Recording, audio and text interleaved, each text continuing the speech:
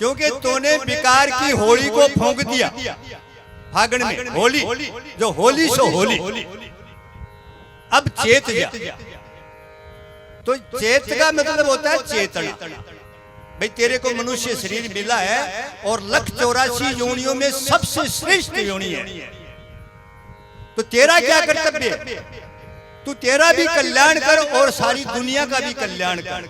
सर्वे भवन्तु सुखी सर्वे सन्तु निरामया। उसके बाद में आता है बैसाख।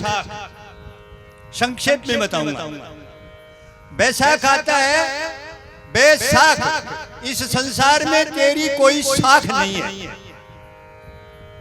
केवल मात्र जो तेरे से जुड़े हुए लोग हैं ये सब स्वार्थी है। पत्नी भी स्वार्थी है, पति भी स्वार्थी है, बेटा भी स्वार्थी है, बाप भी स्वार्थी है, रिश्तेदार भी स्वार्थी है, सारा संसार स्वार्थी है। इसलिए यहां तेरी कोई शाख नहीं है।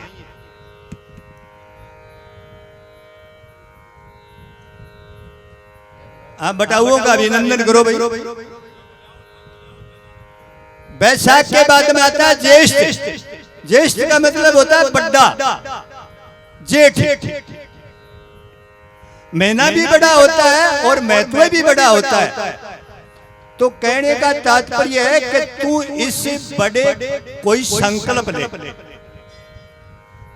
ज्येष्ठ अगर तेरा यहाँ कोई नहीं है तो तुझे तेरे को कोई संकल्प ले। परमात्मा से प्राप्त करने को, परमात्मा की उपलब्धि प्राप्त करने को, परमात्मा की सानिध्य प्राप्त करने को तू एक कोई संकल्प ले। और जेठ के बाद में आता है आषाढ़।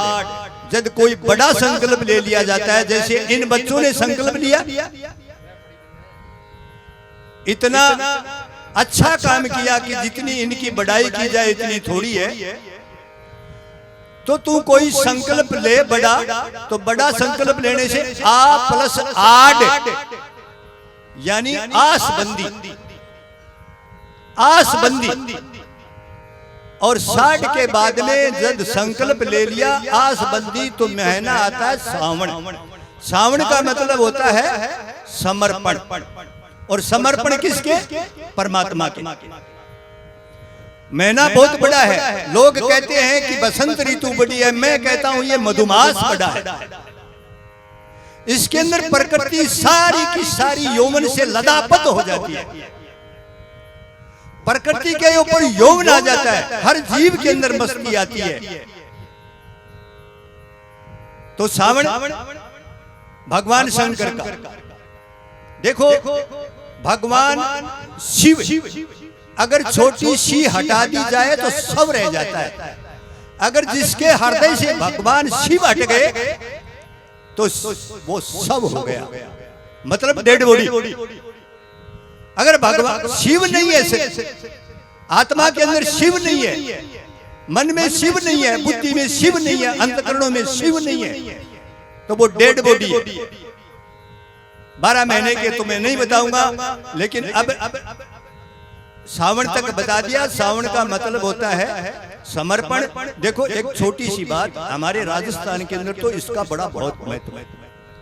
हमारे याद आवे आजकल के बच्चों के नहीं, 5-5, 6-6 साल के बच्चों का रिश्ता कर दिया जाता था, और ऐसे बातों बातों में भी रिश्ता कर दिया जाता था।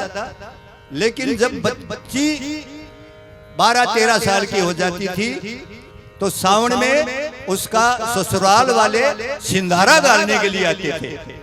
ये जो बड़े लोग बैठे इनको सबका देखा हुआ।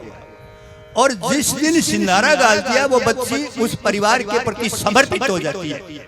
आजकल की बातें नहीं कर रहा हूं, आजकल तो कुछ ही नहीं है, आजकल तो शादी नहीं है, खंडर हो गए।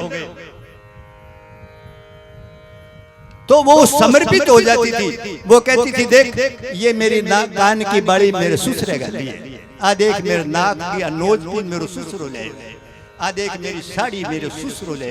यानी उस परिवार के प्रति वो समर्पित हो जाती थी। तो श्रावण का मतलब होता है समर्पित।